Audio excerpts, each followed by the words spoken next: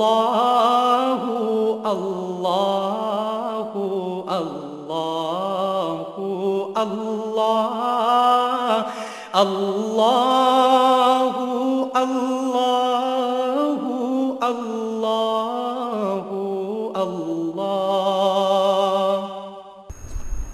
الحمدللہ رب العالمین والصلاة والسلام علی حبیبہ محمد وآلہ وصحبہ اجمعین۔ اعوذ باللہ من الشیطان الرجیم، بسم اللہ الرحمن الرحیم۔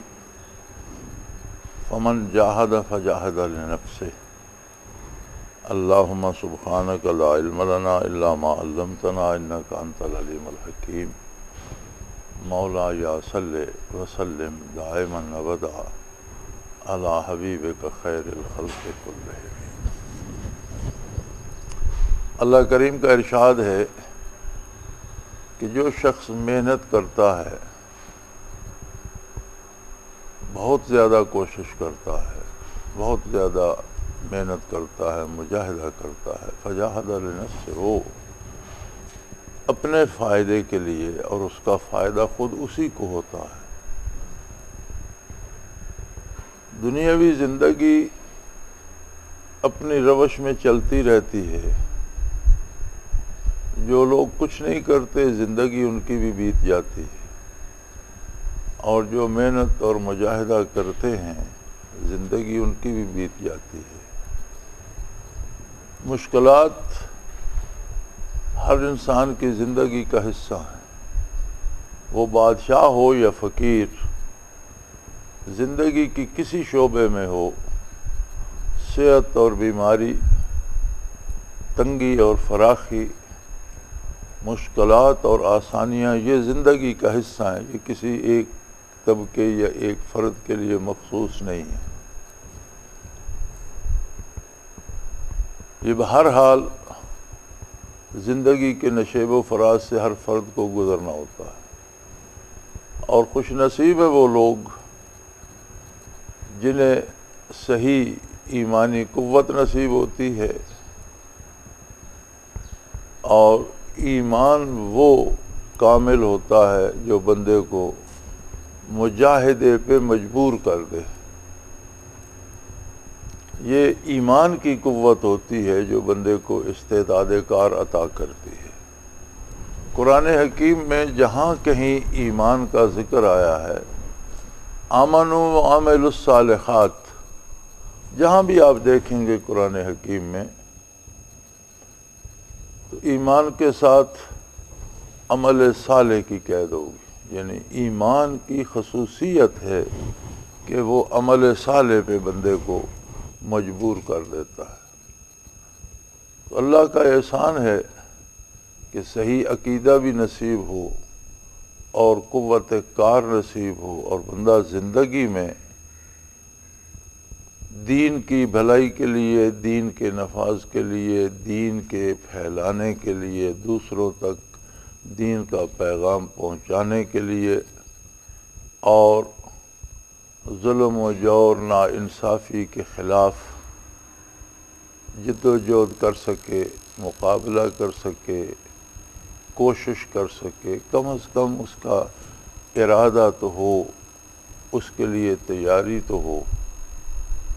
تو یہ اللہ کا احسان ہے۔ آپ کا اجتماع اس دفعہ، اس بڑے اجتماع میں میں نے خاص طور پر رکھوایا ہے کہ بندے کو یک طرفہ نہیں ہونا چاہیے۔ یعنی ہم اگر یہ سمجھ لیں کہ ہم بہت مجاہدہ کرتے ہیں، بہت محنت کرتے ہیں، جان دینے کے لیے تیار ہیں، دین کی خاطر، بھلائی کی خاطر، نیکی کی خاطر، تو بس ہمارے لیے یہی کافی ہے، یہ درست نہیں ہے۔ مثالی زندگیاں صحابہ کرام رضوان اللہ علیہم اجمعین کی ہیں، جن کا دن گھوڑے کی پشت پر شمشیر زنی کرتے ہوئے گزرتا تو رات جائے نماز پہ بسر ہوتی تھی۔ یعنی جس قدر دنیاوی مجاہدہ یا محنت یا جہاد یا غزوات یا کاروبار یا تجارت ہوتی تھی، اس سے زیادہ عبادت، ذکر اذکار اور وہ بھی ہوتے تھے۔ تو یہ تو کوئی بات نہ ہوئی کہ ہم ایک پہلو چھوڑ دیں اور ایک پہلو پہ بہت زیادہ توجہ دیں۔ اسی طرح بعض حضرات عبادات میں لگے رہتے ہیں، بہت اچھی بات ہے، ساری زندگی عبادات میں بسر کر جاتے ہیں، لیکن دنیا میں ان کا ہونا یا نہ ہونا برابر ہوتا ہے۔ اپنے گھر کے لیے، اپنے بچے پالنے کے لیے، اپنے اہل خانہ کے لیے محنت کرنا، روزی کمانا، یہ تو ایک روٹین ورک ہے، یہ تو ہر کوئی کرتا ہے۔ کام تو وہ ہے جس کا فائدہ دوسروں کو بھی پہنچے، انسانیت کو پہنچے، مسلمانوں کو پہنچے، قوم کو، ملک کو فائدہ پہنچے۔ وہ ضروری نہیں کہ بہت زیادہ ہو، تھوڑا ہو، لیکن کچھ تو بندہ کسی دوسرے کے لیے کرے۔ چونکہ اپنی ذات کے لیے کرنا تو ایک مجبوری ہے، ایک روٹین ورک ہے۔ جانور بھی بچے پالتا ہے، پرندے بھی بچے پالتے ہیں اور اپنا گھونسلہ بناتے ہیں، تحفظ جتنا ان کے سے ممکن ہوتا ہے بچوں کی حفاظت کرتے ہیں، انہیں جوان کرتے ہیں۔ تو اگر اسی طرح سے زندگی بسر ہو جائے تو قرآن حکیم نے بھی اسے کہا ہے کہ ایسے لوگ چوپاؤں کی طرح ہیں، جانوروں کی طرح ہیں کہ انہوں نے دین کو، انسانیت کو، اللہ کی مخلوق کو کچھ نہیں دیا، محض اپنے بچے پالے اور دنیا سے چلے گئے۔ زندگی کا کوئی بھروسہ نہیں ہے، اس کی ڈور کسی بھی لمحے ختم ہو سکتی ہے، اس کی میعاد کسی سانس پہ بھی ٹوٹ سکتی ہے۔ تو آدمی کا ارادہ خلوص پختہ ہونا چاہیے، پکا، اور اس کے ساتھ جس طرح ایک خصوصیت ہے، الحمدللہ بہت وسیع جماعت ہے، لیکن اس میں آپ کی تعداد مٹھی بھر ہے، کوئی نسبت نہیں بنتی، اس لیے کہ آپ خود کو جسمانی طور پر بھی فٹ رکھنے کی کوشش کرتے ہیں، مجاہدہ کرتے ہیں، جہاں ضرورت پڑتی ہے وہاں دین کے لیے، بھلائی کے لیے، کام کے لیے حاضر ہوتے ہیں، اور اس کے ساتھ اپنی ذاتی مصروفیات، اپنی ذاتی زندگی، اپنے گھریلو اخراجات وہ بھی پورا کرتے ہیں۔ تو اس کے ساتھ ساتھ میں یہ چاہتا ہوں کہ ذکر اذکار میں، مراقبات میں بھی آپ دوسروں سے پیچھے نہ رہیں، بلکہ ان سے آگے ہونا چاہیے۔ تو آپ کا یہ اجتماع، اس اجتماع میں ایک ہفتہ رکھنے کا مقصد یہی تھا کہ کچھ کلاسیں اٹینڈ کریں، کچھ کورسز آپ پڑھ لیں، کچھ طریقے سیکھ لیں، اور کچھ مجاہدہ ذکر میں بھی صبح شام دن کے اذکار میں کچھ مراقبات بھی، یعنی زندگی مکمل طور پر آگے بڑھے، اس کا کوئی ایک پہلو آگے رہ جائے اور دوسرا پیچھے رہ جائے تو پھر ایک طرف سے کمی رہے گی، تو پھر بات وہی ہے، کوئی ایک طرف آگے نکل گیا، کوئی دوسری طرف آگے نکل گیا، تو وہ تو مزے کی بات نہیں ہے۔ بات مزے کی یہ ہے کہ ہمہ پہلو ترقی نصیب ہو، اللہ کریم آپ کو ہمت دے، صحت دے، خلوص دے، اور آپ کی کوششیں قبول فرمائے۔ آپ میں سے کوئی کچھ کہنا چاہتا ہو تو، کسی بات کی وضاحت درکار ہو، کچھ پوچھنا چاہے، جو عام کھلی مجلس ہے، ملنے کی بات ہے، کوئی جلسہ تو ہے نہیں۔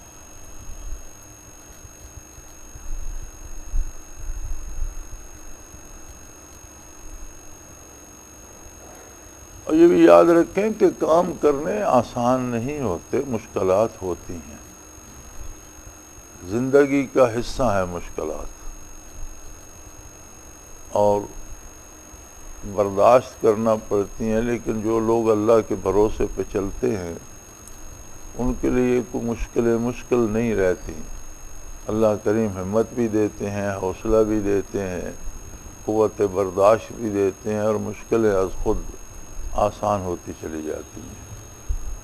لیکن مشکلات کا نہ آنا تو یہ تو عجیب سی بات ہے، بندے کو ایسا نہیں سوچنا چاہیے کہ میرے لیے کوئی مشکل ہوگی ہی نہیں۔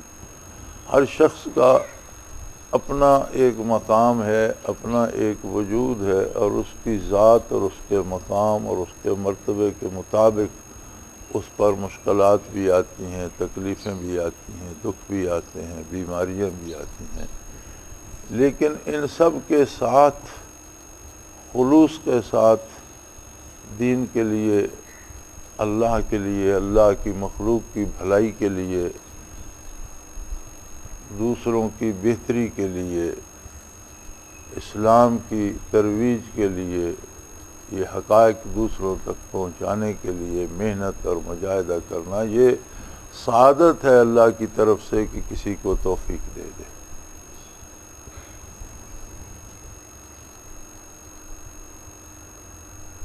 تو الحمدللہ آپ نے اس ہفتے میں ماشاءاللہ بہت کچھ گین کیا ہوگا، بہت کچھ سمجھا ہوگا، بہت سی باتیں سیکھی ہوں گی۔ تو اس طرح سے انشاءاللہ ہر پہلو سے تاکہ زندگی آگے بڑھتی رہے، اور میری دعا ہے کہ اللہ کریم آپ کو ہر شعبے میں دوسروں سے آگے رکھے، سبقت دے، اور اپنی رضا اور اپنا قرب نصیب کرے۔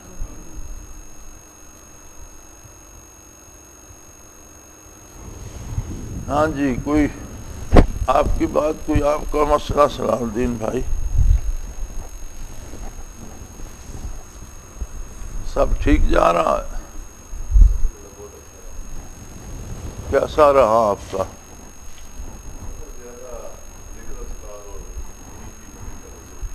ہاں، یہ ہفتہ اسی لیے تھا کہ یہ پہلو جو ہے یہ بھی آگے بڑھتا رہے۔ چلو ماشاءاللہ، الحمدللہ، خیر۔ اچھا بھائی، پھر دعا کر لو۔ اللہم صلی علی محمد النبی الامی وآلہ وسلم۔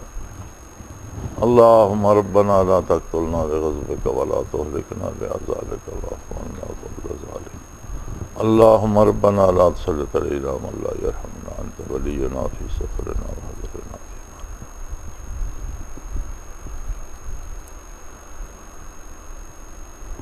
اللہم ربنا سہل لنا امورنا کلہا فی دیننا ودنیانا، رب یسر ولا تعسر وتمم بالخیر، وصلی اللہ تعالی علی حبیبہ محمد رحمۃ اللہ۔ اللہ اللہ اللہ اللہ اللہ اللہ اللہ اللہ۔